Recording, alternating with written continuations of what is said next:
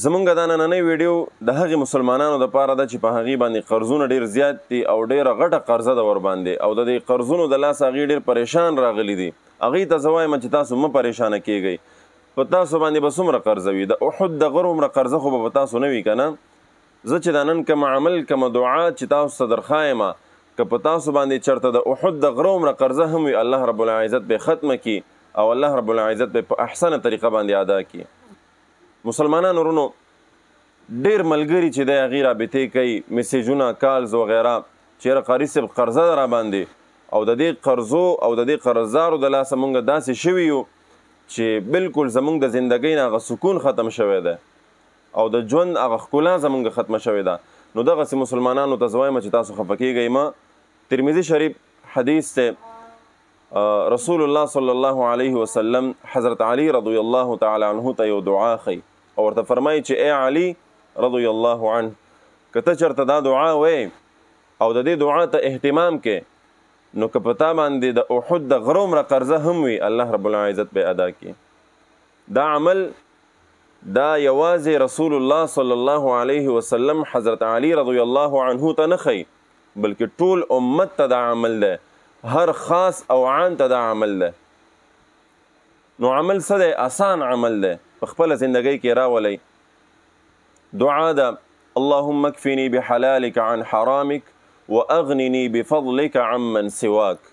اللهم اکفني بحلالك عن حرامك واغنني بفضلك عمن سواك. کوم مسلمان که هغه نارینه ده او که زنانه ده چې قرض دی ورباندې، دا دعا دې شروع کړي. انشاءالله په لږ وخت کې تاسو ګورئ او دې دعا دپاره خاص وخت نشته دی. اکثر ملګري بیا رابطې کوي چې قاري صاحب دا په کم وخت کې وایو، څومره یې وایو، څومره یې نه وایو. دا دعا چې څومره تاسو په کثرت سره وایئ، څومره تاسو ډېره وایئ، دومره به الله رب العزت ډېر زر انشاءالله فضل کوي او د دې قرضې نه به تاسو خلاصئ.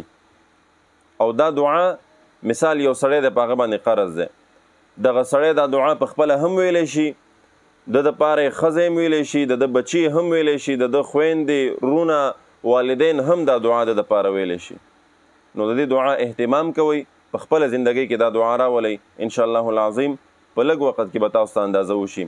یو ځل درته بیا دا دعا وایم: اللهم اکفني بحلالك عن حرامك واغنني بفضلك عمن سواك. د ثواب په نیت در سره دا دعا دغه ویډیو پیغام مخکې شیر کړئ، نورو مسلمانانو ته یې ورسوئ. کیدای شي ډېر داسې مسلمانان چې هغه مقروض وي، قرضونه یې ورباندې، او د دې دعا په وجه باندې الله رب العزت د هغې دغه قرضه ختمه کړي، د هغې ژوند ښایسته شي. نو په دې اجر کې، په دې ثواب کې به انشاءالله موږ تاسو هغې سره برپور شریک یو. الله رب العزت دې هغه مسلمانان چې په هغې باندې قرضونه د ټولو قرضې دې الله رب العزت ختمې کړي، او کومو مسلمانانو باندې چې قرضونه نشته، الله رب العزت دې هغې د قرض نه، او یقینا دا قرض چې دا ډېر تکلیف ده څیز دی، الله دې نه موږ محفوظ وساتي، او الله رب العزت په موږ او تاسو باندې داسې حالات نه راولي چې موږ بل ته لاس ونیسو، ورته ووایو چې یاره موږ ته دومره قرض راکړه. الله رب العزت دې زموږ او ستاسو په حال باندې رحم وکړي. الله رب العزت دې زموږ او ستاسو حامی، ناصر او مددګار شي. السلام علیکم ورحمة الله.